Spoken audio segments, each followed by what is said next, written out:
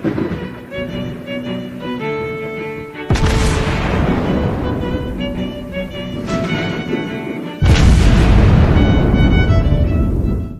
everyone, and welcome back to World of Warships Blitz with Terry.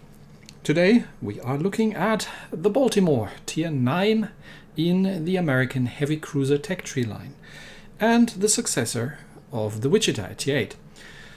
The Baltimore class and Baltimore herself were built relatively late in the war, and as such she was mostly active in escorting carriers and doing things like shore bombardments, because at that time the Japanese were in full retreat. And she made it all the way through to the invasion of Okinawa and Iwo Jima. But the Baltimores were designed as free of limitations of naval treaties at that stage, because the London Naval Treaty, which had restricted heavy cruisers, was no longer in effect. And as such, the Americans could build whatever they wanted pretty much, and what they wanted to build were the Baltimores, and they were quite happy with them. She was deactivated after the war and then reactivated when things heated up in Korea. So in the 1950s, she was once again active, and not in Korea, however. She was active in the Atlantic. That is important because the North Koreans actually claim to have sunk the Baltimore. In fact, what the North Koreans were fighting at the time was the Juno and a certain British sloop named the Black Swan. They still claim to have sunk the Baltimore, but the Baltimore wasn't even in the theater. She was not even in the right ocean at the time. So no, that did not happen. But after that, after a relatively short service life, she was actually mothballed and then decommissioned and scrapped in the 1970s. Not all of the subclasses of the Baltimores were suffering the same fate. I think there were one or two that eventually got converted into guided missile cruisers, but there's nothing left of them today, so unfortunately we can't see them outside the game. Which brings us back to inside the game, where we can very much still see the Baltimore. And let's have a quick look and see what she compares to, because just like the rest of the American heavy cruiser tech tree line, these ships have been there for a long time. And I think they got a mild buff recently, but not an awful lot. So mostly these have been untouched since the game was released. The first thing we're going to compare her to is the Wichita, the immediate predecessor. And the theme here continues of a gradual improvement. The difference being that you're now in Tier 9, which means you're facing Tier 10s, which means while your ship is gradually improving, the required skill for surviving is not, because that is a pretty steep slide where you suddenly find yourself faced with things like 460mm guns. And you have to, if you haven't learned how to play the ship and how to survive in the ship by now, you're up for a pretty rude awakening. Anyway, comparisons. The Baltimore gets a better rapid reload. She gets a rapid reload 2, which gives us 30% reload increase versus the Wichita's 15%, so that's doubled. We get the Def AA 2 versus the Def AA 1, that's from 75 to 100% increase. And she's just all around a little bit better. She's got a bit more hit points. She's got a little bit more protection. She's a little bit less maneuverable. The guns are a little bit faster, have mildly better range, and have a % more fire chance. And she's got noticeably better AA than the Wichita, but also slightly worse concealment. So it is a very gradual progression. In fact, you could almost argue that if the Baltimore was a Tier 8 premium, or a black ship, not a black ship, but if she was a premium at Tier 8, she may have been able to get away with most of these changes, maybe minus the ship skills. So it's not a huge progression from the Wichita at Tier 8, and you are getting into Tier 10 games, so this can be a little tricky. Comparing her to the Cleveland, why the Cleveland, Terry? Why not the Seattle? Well, because the Baltimore was partially built around the design of the Cleveland light cruiser. One thing that obviously stands out here is that the hull is, yes, a little better protected, but not an awful lot. So don't let the heavy bit derail you here and thinking that you can tank in these ships. You can very much not. They are cruisers. You can't tank in them. What you can do, however, and what you have to do, is look like this when the enemy faces you. These ships are very much built around island protection and using islands for defensive purposes. Let's look through the setup. You get 2 options, which both of them are not great, to be honest. You can either get 1% more hit points, which is the equivalent of a light cruiser shell that you can take in addition, so it's probably not worth it. Torpedo damage reduction, not a massive factor, and fire and flooding resistance is quite useful, but again, not worth building around. So I've actually gone with the 15% fire flooding resistance because at least that gives me a somewhat of a bonus here. And we can see that her fire flooding resistance is almost reaching 30%. Now, 30%, and this is with historical karma and everything, but 30% doesn't just mean that you don't get set on fire or flooded as easily. It also means that you take 30% less damage from fires and floods. And for an AA cruiser specifically, that is actually not a terrible thing. I have obviously again played two rounds, one with regular, one with premium setup. So if you for some reason would like to maintain the Baltimore, maybe for ranked, because ranked seems to be trending towards staying at tier 9 for quite a while now, then you would get hit points, range, AA range, and torpedo damage reduction as usual. Nobody really cares all that much. You can at this point fit the main battery mod 3, and I quite enjoy main battery mod 3 for these ships for a little bit more precision, because while they do have the rapid reload, the dispersion can be a little questionable at times. You could also go for main battery mod 2, you could even go for main battery mod 1, but honestly, personally, I don't really feel the need for that. While the turret traverse isn't great on these ships, more often than not, you find yourself either in reverse or in a sort of island defensive position, where swinging the guns around radically to the other side is not something you frequently need. But if you find yourself playing more of an open water play style for some reason, then this might be the choice for you.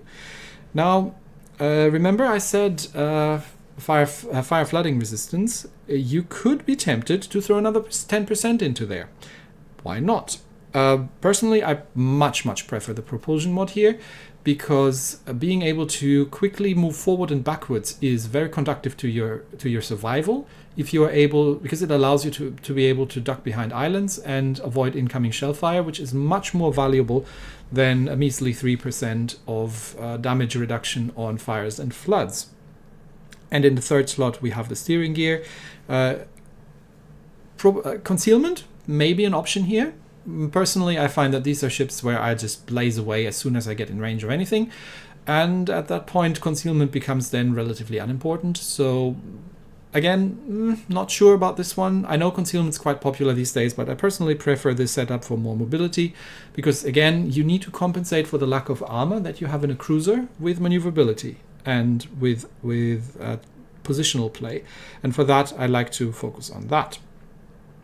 No big surprises here. Again, I've played with a regular level. I think I put a level 10 commander in the regular setup, because you do get the master reloader at level 10, which is an important skill to have in these ships, because it both increases the duration and decreases the cooldown on your rapid reload. And the other one that's obviously a no-brainer is the fire supremacy for an additional rapid reload. Although you could argue that the 15% hit points from survivalist are worth it if you find yourself being happy with the amount of rapid reload skills that the ship comes with, then this is also a valid choice. And yes, despite Kincaid having the IFHG plus, I personally prefer the APCS, because armor piercing is just the weapon of choice when it comes to dealing damage rapidly.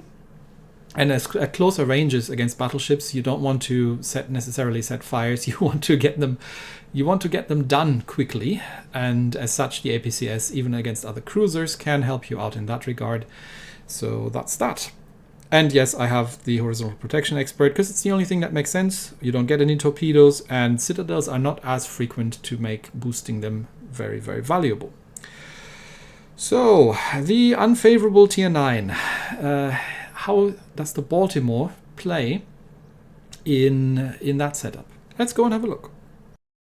The first round is a relatively ideal setup. We're playing 4v4, we're top tier, we're facing Izumo, Tirpitz and double Akizuki. The rest is bots. Unfortunately, I am trying to avoid bots as much as I can, but unfortunately matchmaking isn't always playing ball. And more often than not, I find myself, even during what I would perceive relatively normal times on the Asian server, facing with a fair amount of bots in the enemy team. But anyway, Baltimore, it's a support cruiser. And as such, what you want to do is, well, you protect your... well, it's not a pure... It's more of an assault cruiser than a support cruiser, but it can still play these roles as well. So with double Akizuki, I am going to stick with the battleship.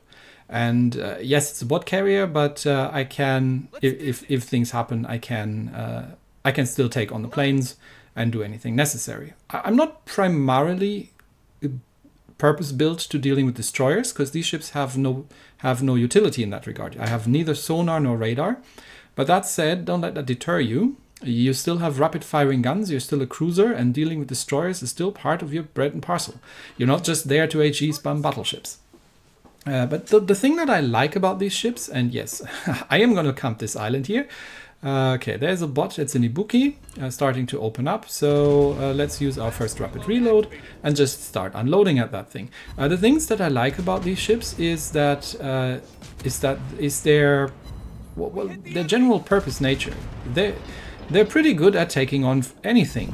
Thanks for the smoke screen. I don't necessarily need it, but I mean, it's just a bot. But I'm not sure that was meant for me, because the destroyer just stopped there. But that Ibuki is going to be dead very, very quickly. So I can already switch fire to the Akizuki over there and start unloading at that thing, because that's a very dangerous HE spammer. And at that range, you definitely want to use the armor piercing, because as you can see, that's what the armor piercing does. Now Akizuki knows that as well. And there's the Izumo over there. So since I can't see the Akizuki and I have no way of making him visible, I'm going to back off a little bit. And if he's HE spamming me, that's much better than if he was HE spamming out my German battleship that is camping right behind me. But that's okay. There is an Akizuki out there, and he wants to probably see that Izumo out of the way. Yeah, let's target the Izumo, shall we? Do you want to go first? You're in a German battleship. That's a half-health Izumo. But maybe not. Okay, so you see what you can do, and this isn't even with the APCS. You see what you can do with these 8-inch guns. With these 8-inch guns, 203 millimeters, against something lightly armored as an Izumo. You can perfectly get through the deck armor. And if my German battleship finds its brave pills and actually makes its way forward at some point, okay, a rapid reload up and shoot at the Akizuki again. I'm going to start pushing now at this stage, because I'm a little tired of sitting back. The Izumo is dead. There's only a Tirpitz back there. And I mean, yes, there come torpedoes, and obvious torpedoes are obvious. So I'm already bow in, which is how you want to be. And that Akizuki, that's going to be an absolutely pain to deal with, because at this range, if he doesn't let me close in, then and he is going defensive like this, I'm going to have a devil of a time actually hitting this thing. So you know what? I'm going to let him be. It's just a single fire. I've got a relatively good fire flooding resistance. Now that's a Tirpitz. For that, I want to use the high explosive. So I can just sit back here, let him spam his rear turrets a little bit and see what we're getting up to. Tirpitz guns, bigger problem, but he would have to hit me from there. The carrier comes in. My friendly German battleship, top tier battleship, is still not inclined to push. There is and then there's the other Akizuki is in our capture circle, I think, but I'm gonna hold this down here for now until the rest of my team catches up. That's a double fire. We're gonna double combat, and then we'll back off a little bit and just focus on the Tirpitz. So you see, I mean, the Akizuki is HE spamming me. Where's my German battleship gone? I don't know. He is HE spamming me, but I'm right now distracting the Tirpitz from the friendly Aki, who hopefully has launched torpedoes against the Tirpitz, not trying to hit the... No, he's trying to hit the Akizuki in a smoke screen with torpedoes. Oh well, it can't always work out. Can we take care of the ship that we can see, please? Like that Tirpitz over there. And not deal with a little annoying HE spammer. He's not going to get an awful lot done. Okay, Freddy has dealt with the destroyer that has threatened our cup. Well done, Freddy. So now he can rejoin me in camping this island. And I am running a little low on hit points, but that's okay. I'm just here to hold the flank at this point and waiting for the Freddy to get back.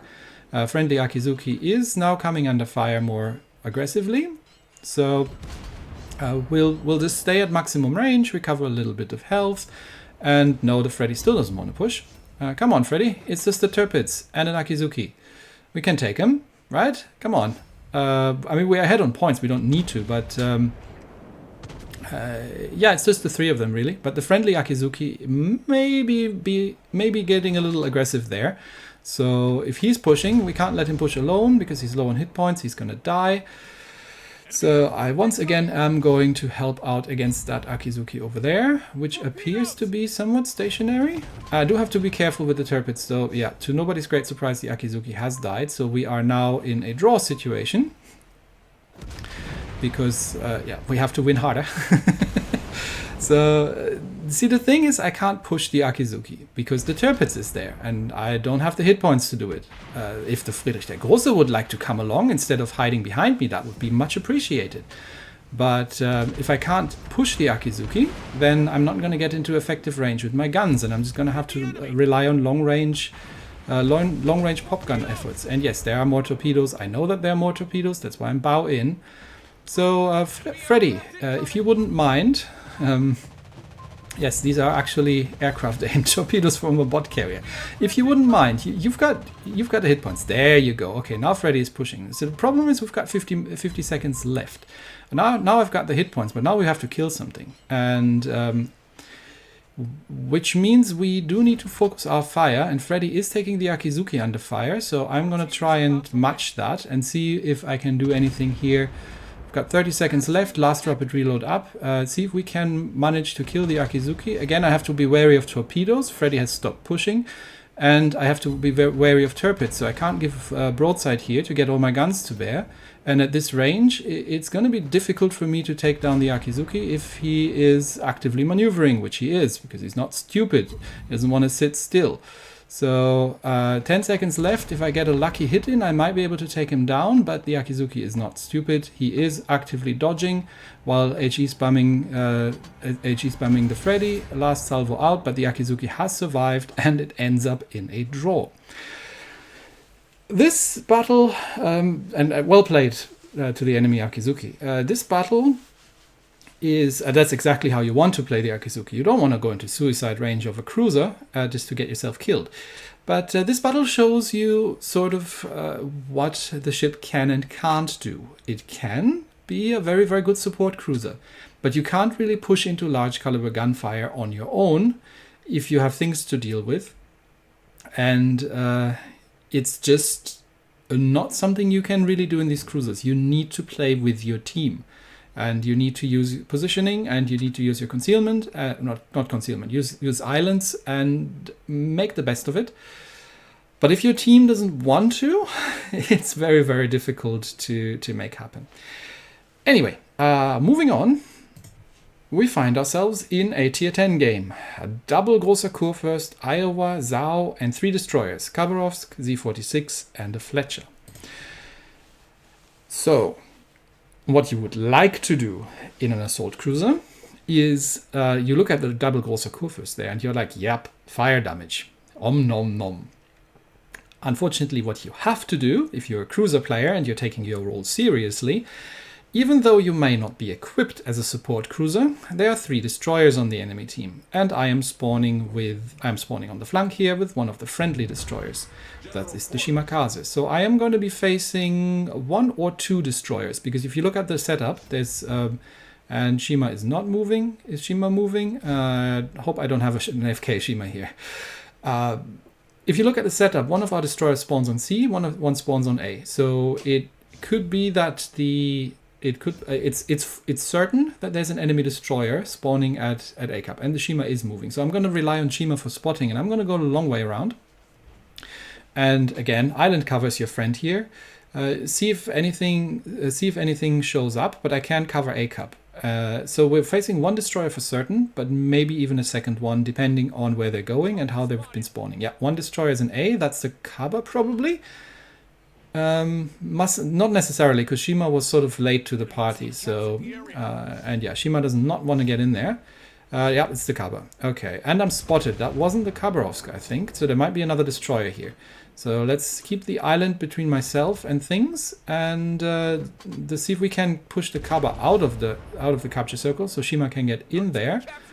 Oh, smoke screen detected. Stop. Hard right. Full reverse on rudder. There is the other destroyer. I knew there was one of you buggers in there.